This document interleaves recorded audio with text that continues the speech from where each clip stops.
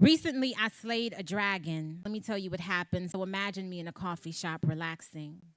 A woman walked up to me, similar build, cute fashion.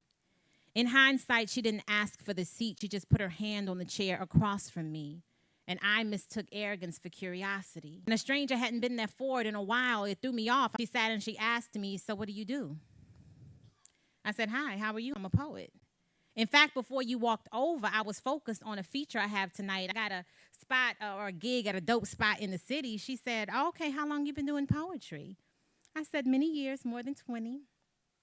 But when I caught her expression, my smile started to fade. She said, "So, more than 2 decades and you still performing around the way?" I at least thought you'd been on Broadway or a national stage. My nostrils flared. I said, "What'd you say to me?" She said, "No, I'm just saying more than 20 years should probably bring you fame." I said, "Well, the fact that I'm still in demand leaves me amazed." There were no scales, no sharp talons, but it was a little smoke on her tongue. She was hateful. I said, "I'm in my early 40s. She said, "True. I don't see no ring." I said, "No, baby girl, not yet." She said, "So you ain't meet nobody who wanted to take you off the market?" I said, "Well, of the few men that I dated, there was one I thought I was going to be with for life, but it didn't work out that way." She said, "Another independent woman who can't find her mister. My life is beautiful the way that it is." She said, "Oh, you one of them." I said, "One of who, friend?" She said, "You're the type to meet a grim reality with toxic positivity. You sitting in like you never wanted to be mommy or wifey."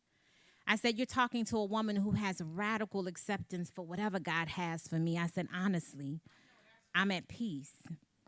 And then I remembered I didn't have to be in this woman's vicinity. I started to gather my things up quickly. I said, "For the record, I didn't enjoy your company.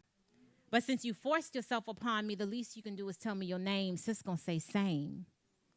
I said, "Same as what, girl? Stop playing." She said, "Same as the woman that I'm talking to, boo." She said, "Sis, I'm you. I'm the dark corners of your brain. I give voice to what your subconscious be saying." She said, "You met a lot of hurt people who wanted you to feel the same. You used to tune them out, but now in the quiet corners of your day, you start to regurgitate all of the negative things they used to throw your way." She said, "Look around, sis. I'm not even here. But I needed you to hear your inner thoughts really are that rude. You need to get the therapy and get them people's opinions up off of you." Why I always stop right there? You need to get the therapy and get them people's opinions up off of you because right now you sounding like your own biggest hater. And I just want you to know that until you let their opinions of you go, you are the only dragon that needs slaying. Thank y'all.